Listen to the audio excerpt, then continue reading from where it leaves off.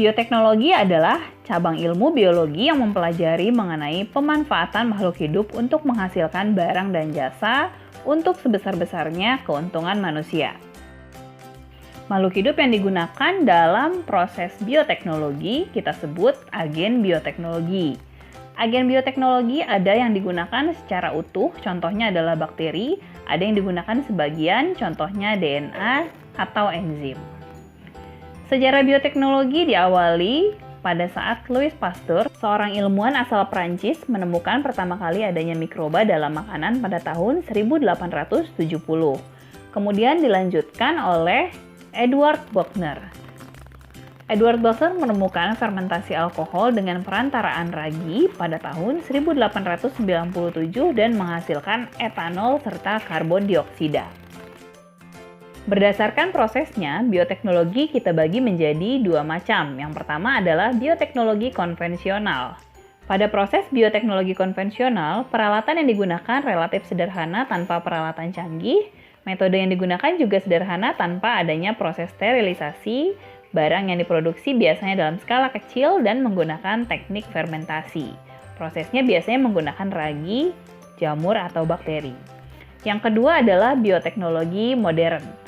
Biasanya, pada proses bioteknologi modern, alat yang digunakan sudah canggih berdasarkan proses penelitian sebelumnya, menggunakan proses sterilisasi modern, produksinya biasanya dilakukan secara massal, serta melibatkan proses enzimatis serta rekayasa DNA. Berikut ini beberapa contoh penerapan bioteknologi konvensional. Contoh yang pertama adalah proses pembuatan tape yang dibuat dengan fermentasi ragi, jamur Saccharomyces cerevisiae. Proses ini berlangsung dengan cara pemecahan gula yang ada di dalam singkong atau ketan oleh jamur Saccharomyces menghasilkan alkohol dan karbon dioksida. Proses yang sama juga terjadi pada pembuatan minuman beralkohol dan adonan roti. Berikutnya adalah proses pembuatan keju. Keju dibuat dengan melakukan fermentasi terhadap susu dengan menggunakan jamur Penicillium roqueforti, Propionibacterium, Lactobacillus, atau Streptococcus. Berikutnya ada pula oncom yang dibuat dengan melakukan fermentasi terhadap ampas kedelai dengan menggunakan jamur Neurospora crassa yang berwarna merah bata. Yang berikutnya adalah yogurt. Yogurt juga merupakan minuman produk dari proses bioteknologi konvensional.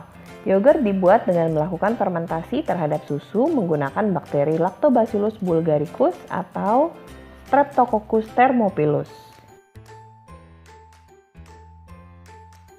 Selain itu, masih banyak lagi makanan-makanan yang merupakan produk bioteknologi konvensional. Di antaranya tempe yang menggunakan bahan baku kedelai dan mikroorganisme Rhizopus oryzae atau Rhizopus oligosporus. Lalu ada kecap yang menggunakan bahan baku kedelai hitam dan menggunakan mikroorganisme Aspergillus wenti, Aspergillus oryzae atau Aspergillus soyae. Lalu keju dan yogurt yang sudah kita bahas tadi, kemudian mentega yang menggunakan bahan baku susu dan mikroorganisme Leuconostoc cremoris. Lalu roti yang menggunakan mikroorganisme Saccharomyces cerevisiae sama seperti proses pembuatan tape. Dan masih banyak lainnya, kalian bisa baca semuanya ya adik-adik. Selanjutnya, mari kita bahas mengenai bioteknologi modern. Bioteknologi modern yang pertama kita lihat penerapan pada bidang pertanian. Yang pertama adalah kultur jaringan, yaitu metode untuk memperbanyak tumbuhan yang biasanya adalah bibit unggul dengan memanfaatkan sifat totipotensi pada jaringan meristem. Kultur jaringan biasanya dilakukan dalam medium pertumbuhan yang steril. Contohnya biasanya kita bisa memperbanyak bibit unggul anggrek atau kelapa sawit. Nah, berikut ini adalah skema proses kultur jaringan. Diambil jaringannya, disteril, lalu ditumbuhkan dalam medium steril, lalu setelah tumbuh halus, sampai tumbuh akar dipindahkan ke dalam pot tanah. Berikutnya, tanaman transgenik. Tanaman transgenik dibuat dengan memodifikasi DNA agar bersifat lebih unggul daripada bibit sebelumnya dan tentu saja tahan hama. Contoh tumbuhan yang biasanya dibuat menjadi tanaman transgenik adalah jagung, padi, dan gandum. Penerapan bioteknologi yang berikutnya adalah untuk bidang kesehatan. Contohnya adalah proses pembuatan antibiotik yang dihasilkan oleh beberapa mikroorganisme tertentu seperti Penicillium chrysogenum, Penicillium notatum, dan Streptomyces. Masih di bidang kesehatan, berikutnya cloning. Cloning adalah upaya untuk menggandakan makhluk hidup baru dengan cara menggabungkan inti sel somatik dengan sel telur yang intinya sudah dirusak atau sudah tidak berinti. Contoh cloning hasilnya adalah domba doli. Selanjutnya adalah proses pembuatan antibodi monoklonal. Antibodi monoklonal dibuat secara hibridoma, menggabungkan sel-sel kekebalan tubuh dengan sel kanker supaya sel kekebalan tubuh kita bisa membelah dengan sangat cepat dan menghasilkan sistem imun yang sangat banyak dan cepat untuk melawan penyakit. Berikutnya, kita juga bisa menghasilkan vaksin dengan metode rekayasa genetika. Proses pembuatan vaksin biasanya dilakukan dengan merekayasa DNA bakteri yang digabungkan dengan DNA virus yang ingin kita buat vaksinnya. Jadi, DNA virus yang ingin kita lawan digabungkan DNA-nya dengan DNA bakteri, lalu bakteri tersebut dibiakkan. Berikutnya adalah bayi tabung atau in vitro fertilization, yaitu usaha untuk mempertemukan sel telur dengan sel sperma di luar tubuh ibu, yaitu di dalam sebuah kultur steril. Sel telur dikeluarkan lalu dipertemukan dengan sel-sel sperma untuk menghasilkan zigot. Kemudian zigot atau embrio yang sudah berkembang dengan baik akan ditransfer kembali ke dalam rahim ibu. Bidang lain yang menggunakan bioteknologi adalah bidang peternakan. Contoh pemanfaatan bioteknologi dalam bidang peternakan adalah proses inseminasi buatan, yaitu metode menginjeksikan langsung sel sperma kepada rahim induk betina untuk mendapatkan keturunan yang unggul. Inseminasi buatan banyak dilakukan pada sapi-sapi unggul. Kita lakukan ini untuk mendapatkan bibit-bibit sapi yang unggul. Selanjutnya, bidang lingkungan. Bioteknologi juga bermanfaat untuk menguraikan sampah-sampah. Contohnya adalah bakteri pengurai sampah plastik yaitu Ideonella sakaiensis. Bakteri ini membantu menguraikan plastik agar tidak mencemari lingkungan. Ada pula Pseudomonas aeruginosa yang berfungsi untuk menguraikan limbah minyak atau sampah-sampah organik lainnya.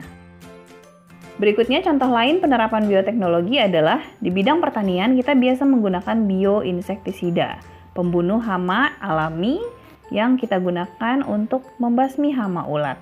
Contoh bakteri yang biasa digunakan untuk bioinsektisida adalah Bacillus thuringiensis. Penggunaan bioinsektisida untuk membunuh hama dapat mengurangi dampak atau efek negatif dari pestisida kimia. Berikutnya di bidang pertambangan, kita juga bisa menggunakan Thiobacillus ferrooxidans untuk memisahkan logam-logam dari bijinya. Jadi, logam-logam tertentu, misalnya emas dan perak, itu biasanya ditemukan masih bercampur dengan bebatuan alam. Thiobacillus ferrooxidans dapat membantu proses pemurnian logam tersebut secara alami. Contoh penerapan lain bioteknologi adalah bidang pangan. Kita biasa menggunakan makhluk hidup bersel satu untuk meningkatkan kebutuhan pangan terutama protein. Biasanya disebut protein sel tunggal atau single cell protein. Contoh mikroorganisme yang digunakan sebagai protein sel tunggal adalah Chlorella atau Candida utilis. Kita juga bisa menggunakan bakteri untuk melakukan proses rekayasa genetika, yaitu proses untuk mengubah susunan DNA makhluk hidup dengan cara memasukkan gen asing ke dalam bakteri E. coli. Bakteri Escherichia coli biasanya digunakan sebagai agen pembawa DNA asing yang ingin kita biakkan. Contohnya adalah pada proses pembuatan insulin. Berikut ini adalah kelebihan atau kekurangan penggunaan bioteknologi konvensional. Kelebihannya adalah biaya yang digunakan murah, teknologinya sederhana, dan proses penerapannya mudah. Tidak membutuhkan tenaga ahli di bidang bioteknologi. Tetapi dampak negatifnya adalah proses bioteknologi konvensional sangat dipengaruhi oleh keadaan alam seperti suhu, cuaca, dan lain-lain. Dan kita tidak bisa mengubah atau memperbaiki sifat individu, atau kita tidak bisa menghasilkan bibit unggul dalam proses bioteknologi konvensional.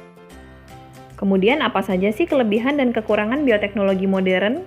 Kelebihan dari bioteknologi modern adalah kita bisa menghasilkan bibit unggul, kita bisa meminimalisir pencemaran, hasilnya cepat, dan menghasilkan produk-produk obat-obatan yang baru. Tetapi kekurangannya adalah biaya yang dibutuhkan relatif tinggi, teknologinya sulit, dan dapat mengganggu keseimbangan ekosistem karena munculnya bibit-bibit unggul yang baru sehingga bibit-bibit yang tidak unggul dilupakan hingga akhirnya punah. Oke adik-adik, itu tadi materi mengenai bioteknologi sudah selesai kita bahas semua ya. Semoga bisa dipahami. Jika kalian masih kurang paham, bisa kalian ulang-ulang lagi videonya sampai kalian betul-betul paham. Tetap semangat belajarnya, tetap tinggal di rumah, tetap jaga kesehatan, dan belajar bersama channel pembelajaran Sigma Smart Study.